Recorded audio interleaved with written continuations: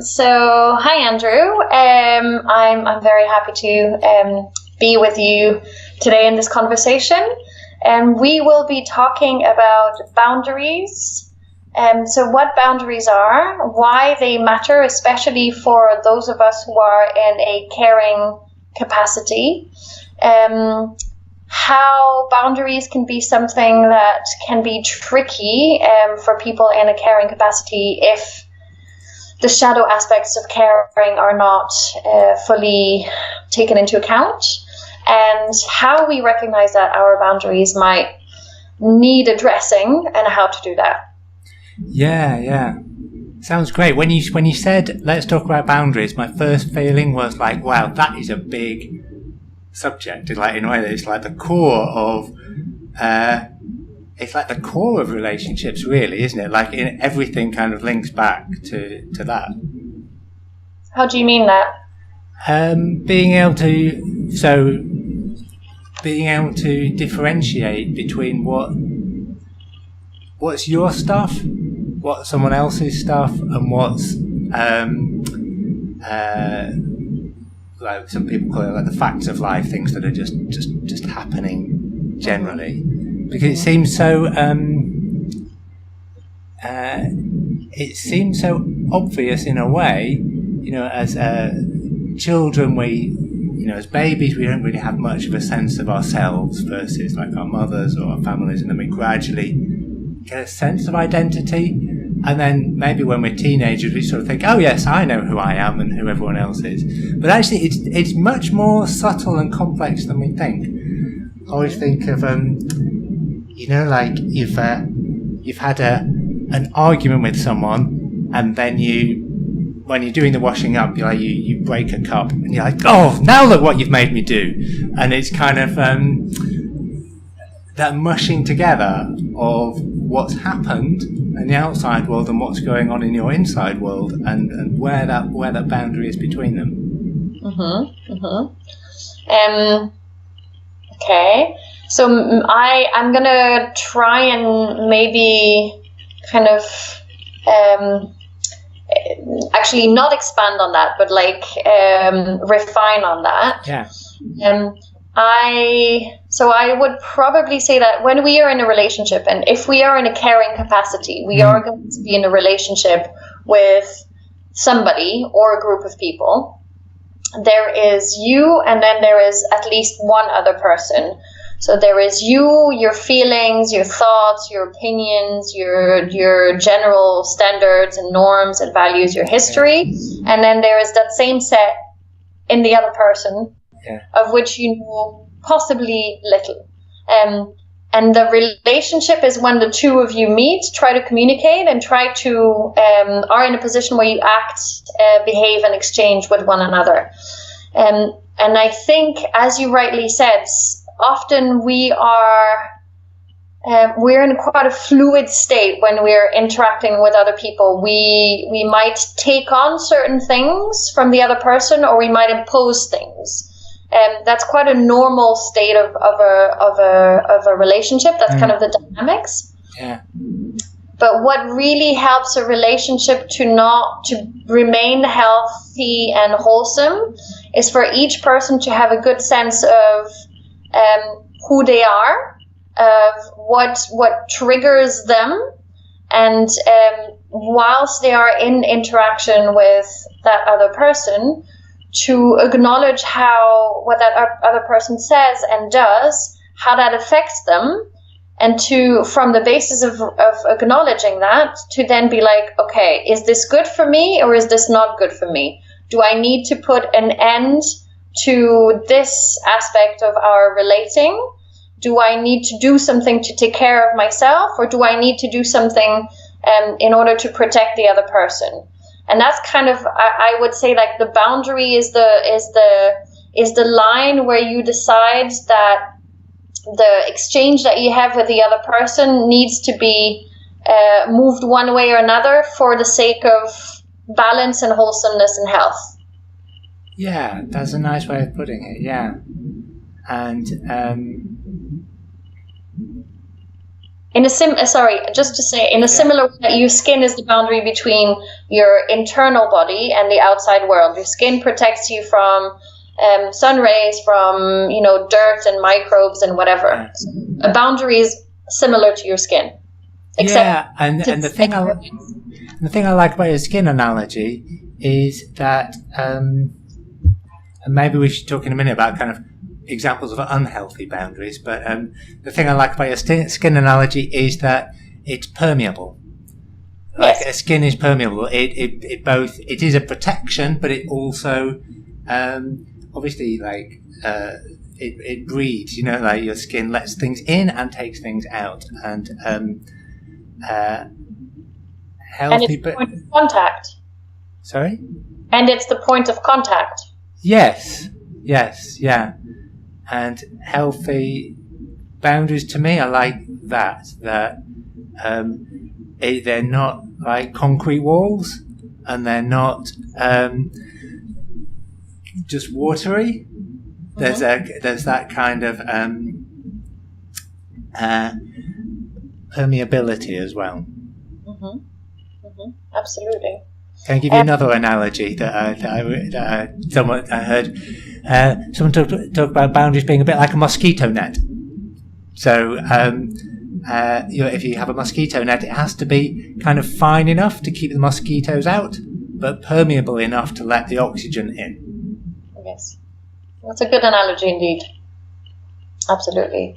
The boundary has to let you breathe. Yeah. But it has to protect you from harm. Yeah. Can you talk a bit about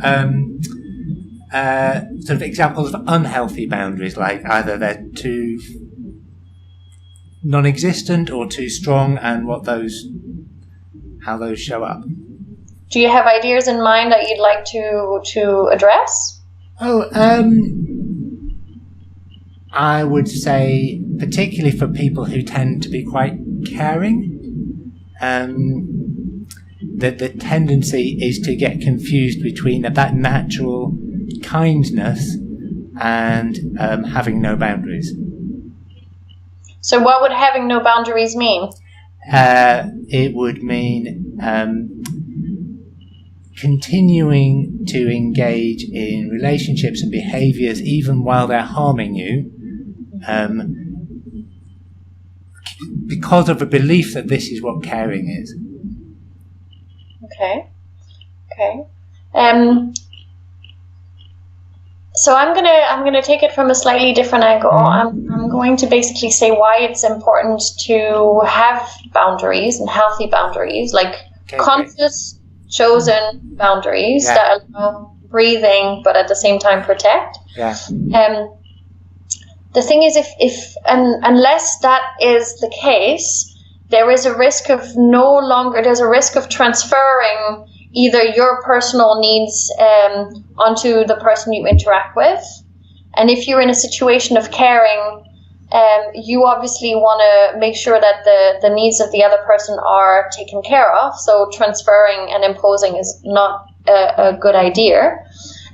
But as you rightly say, what often happens in people who are in caring capacities or put themselves in caring capacities is that one of the reasons why they do that is that it's a way to make themselves be good people, feel like they're good people, and be loved and be needed, which then means that you can basically never really be good. You can never do enough. You can never be good enough. If you're coming from a point of it needs to be proven. And so you might have such openness that you can never say no. And so you run yourself into exhaustion. And a healthy relationship is a relationship where the two people acknowledge each other in their similarities, but also in their differences, in their needs, and in their shortcomings as well. And so if you don't have a clear boundary, if you don't have boundaries, then you no longer, it's hard, the two people become indistinguishable, which is not a good idea. And if the boundary is too strong, the problem is likely that it's not a balanced relationship, that one person dominates over the other. And so for the sake of a balanced, respectful relationship, a boundary is very important. Yeah, and that kind of ties into self-responsibility as well, doesn't it? That Yes. what you often see in relationships with no boundaries is a lot of controlling behaviour. Yes. So I feel anxious, so you can't go out tonight. That kind of, I don't like it when you're not home, so you're not allowed to do this, for example, because when those boundaries are too permeable, it gets confused. Like, what's my responsibility to look after myself, and what's your freedom to do things that are perfectly reasonable? Exactly. And unfortunately, I think in many cases of caring, especially if it's a one-on-one caring scenario, the person who is perceived as a receiver of care will often have developed a reliance, a dependency on the person who's providing the care, and the possibility of that provider disappearing, of the carer disappearing, often brings about controlling behaviors. But the reverse is also true. If you are in a caring position, two scenarios can happen. Either the success of your care is important, and so you might become so controlling of the person because you need them to successfully get over whatever, or you need that relationship of care in order to feel good about yourself so much that actually you might unconsciously not work towards supporting them in getting better, whatever better means in that specific case. Yes, it can become a pattern that both parties get stuck in. I know, Valerie, I know you work with yoga teachers. Have you got some examples of like where specifically that would apply in that kind of professional context, like a teacher who's not very clear about their boundaries and what problems that could bring? So I think two things very often happen, and again, I'm not blaming anyone. I think it's very common for most of us at some point of our careers, and even if you know it, it might appear again. No, but knowing it is easy, isn't it? It's we all have little patterns and habits, and they come up even when you know it. Precisely. 10 years ago, it still can come up. So I'm not casting a stone, but I know that, for example, there were moments there have been moments when I have been teaching where I so much wanted a specific student or a group of students to be able to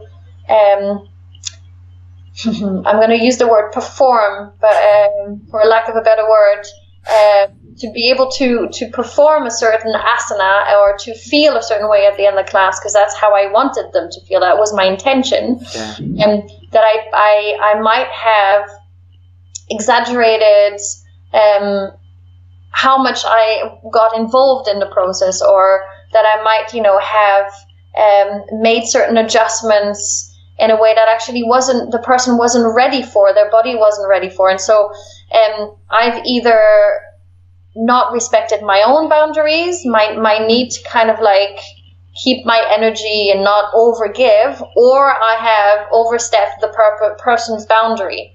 And I think that's unfortunately a fairly common scenario in a yoga class. There are more extreme cases. Unfortunately, we are seeing a few of them in the media lately of abuse, sexual abuse. And so it's also a matter of really, because we are working with bodies in that case, and many people who come to yoga are people who come because there's an acknowledged vulnerability in them that they want to work with.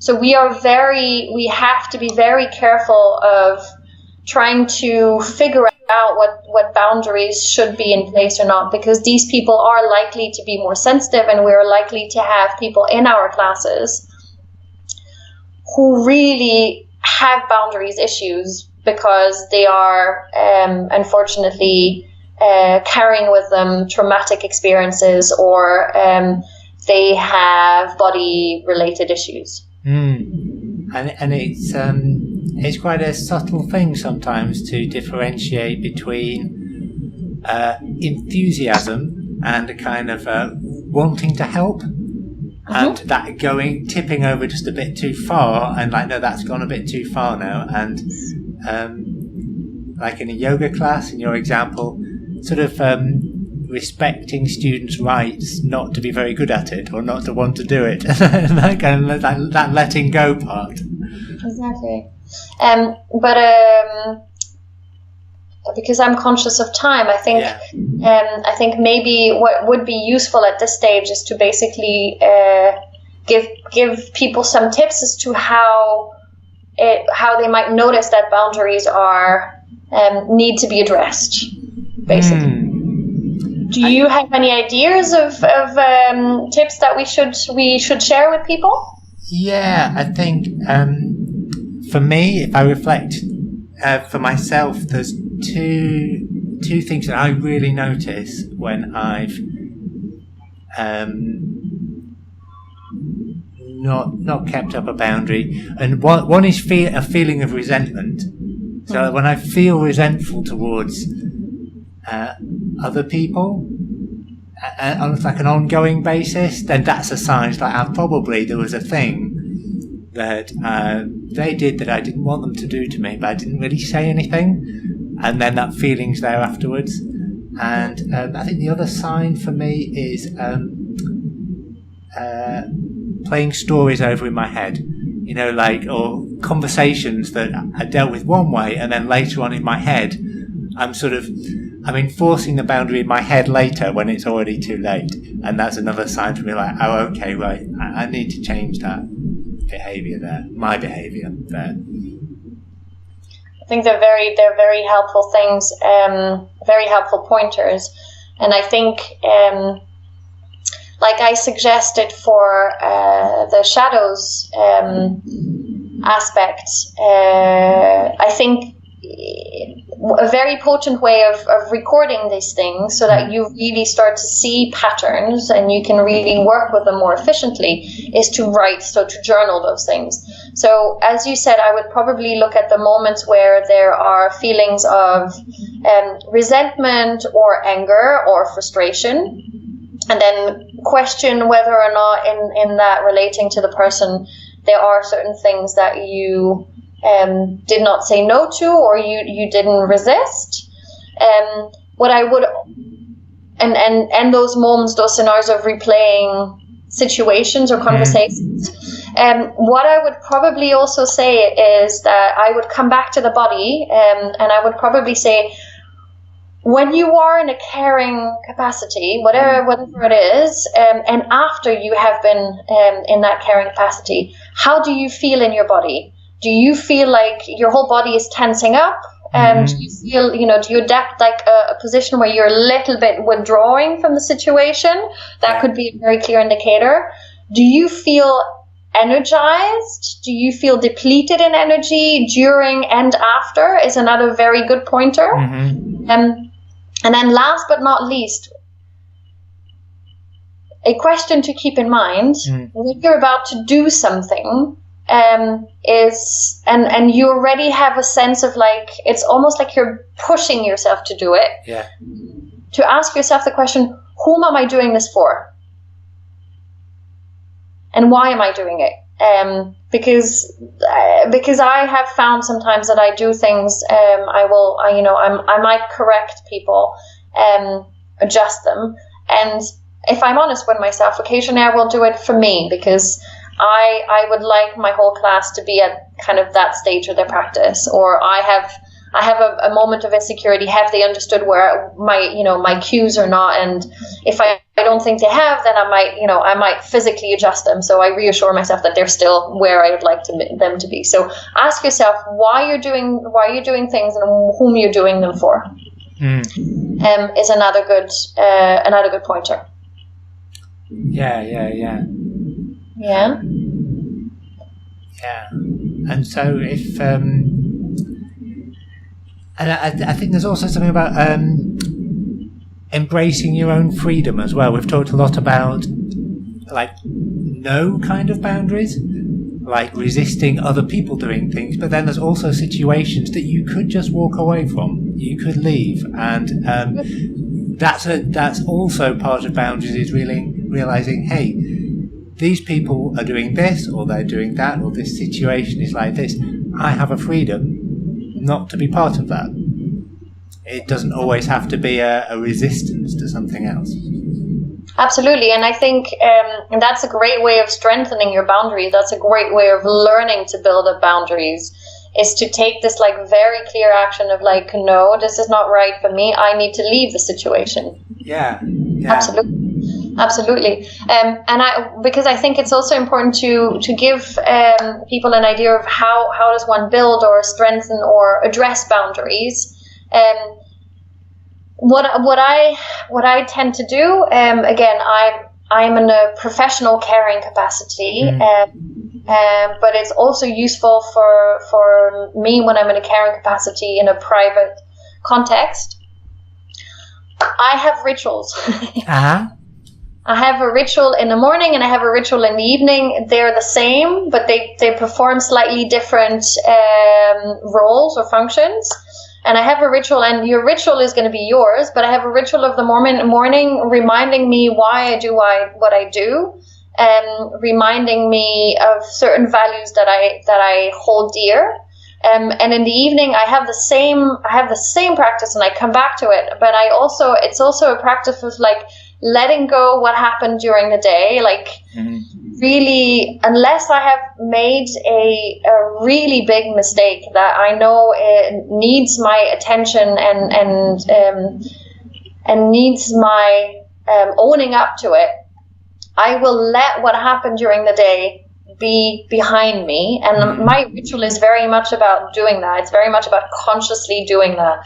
And you could have small rituals, like, or it could just be a moment before you step into that caring capacity of like being, I'm here because A, B, C, D, and that's it. And I remind myself of it, and that's it. And those are my boundaries. That's how much I'm willing to give, etc. I'm doing this with my eyes closed because that would be like easier for me.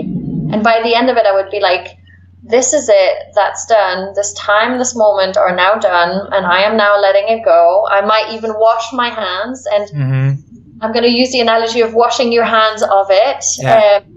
It's obviously not meant in a negative way that the expression means it, but literally just like, this is it, I'm taking that suit off for now, and this is it, done. I think it's quite useful to have moments like that. Yeah, and of course, thinking about strengthening boundaries, of course, brings up like assertiveness, which we'll maybe talk about another time, in terms of practical things on the outside. But as you say, I think you're referring to, self-care is a big part of boundaries, because when you've felt everything you need to feel inside yourself and looked after yourself, whether you meditate or you dance or you journal or you simply acknowledge, oh, okay, today I'm feeling like this, then that means that you're not working from a lack and not needing anyone else to do anything, because you've already, at the very least, acknowledged and made conscious all the things that are going on with you, so that then they're not driving any unhelpful behaviour. Yes, and also if you've acknowledged them, you then have the possibility to choose what to do, to help yourself. Yeah. Considering all of these things. Yeah, that self-responsibility is just a huge part of it. Exactly. Yeah. And I think one last little tip that I possibly would give people in terms of boundaries is, boundaries don't necessarily have to be expressed in a purely verbal way, because sometimes it can be difficult to say no or to say I need. Yeah. I think sometimes boundaries can actually be expressed in your body. So if you adopt a position where you're kind of like withdrawing, it might give off a certain message to whoever you're facing that you're not very strong, that you're not holding your ground. Yeah, so you don't really mean it. You're saying one thing, you're saying something, but you don't have to pay attention to it. Well, that you're not necessarily in your own space. So I think another important thing in terms of like holding good boundaries is actually making sure that you can make yourself physically comfortable, that you can be as centered and grounded as possible. So sitting upright, sitting with the feet on the ground, taking a few deep breaths, so that you are more able to interact with yourself physically, emotionally, and mentally, and you're more able to then have agency, regardless what action you're going to take. Yeah, that's great. I remember someone saying, if you don't have a no, you can't have a yes. As you say, that sense of agency and being able to differentiate. Mm-hmm. Exactly. Well, I thank you very much for that exchange. I hope it was useful to whoever is dropping into it. Do you have maybe any further tips that people can look up, or anything that people can kind of read up on? Yeah, I think it's relating to what I've been talking about. If anyone wants to look me up, they can find my website, which is andrewcain, CAIN.co.uk. I have a short ebook as well, which is called Break the Blame Trap by me, which is on Amazon, so you can find that there. Around a very relevant topic for people in caring positions. Yeah, when we slip into that victim kind of state, and that is a boundary problem where we're not recognising what we can do to come back to ourselves and look after ourselves. So yeah, you can check that out. Good. Thank you for that. And Valerie, on my side, self-care is like a big thread throughout all of my work, but as a yoga teacher, there was an initiative that I created with a friend and colleague of mine, Clive Fogelman, and it's called the Fair Yoga Institute, and you'll find it online. It's www.fairyogainstitute.org. And one of the things that we do is we basically help teachers through support groups and processing groups to address not the skills, but not the practical skills, but more the emotional skills, the reflective work skills of being a teacher. So basically, how do we address the balance between professional and private life? How do we address the relational dynamics with our students? And it's really like a collaborative effort. So we work together as a group where we exchange, we share our experiences. There is no judgment, and it's purely confidential. And it is about just putting out there the difficulties that we have, looking at our shadows, looking at the questions of boundaries, and how do we negotiate and navigate that, and creatively coming up with solutions. So please look us up, and thank you very much again, Andrew. And it's a pleasure. I always enjoy talking to you. Equally. Take very good care. Bye. Bye.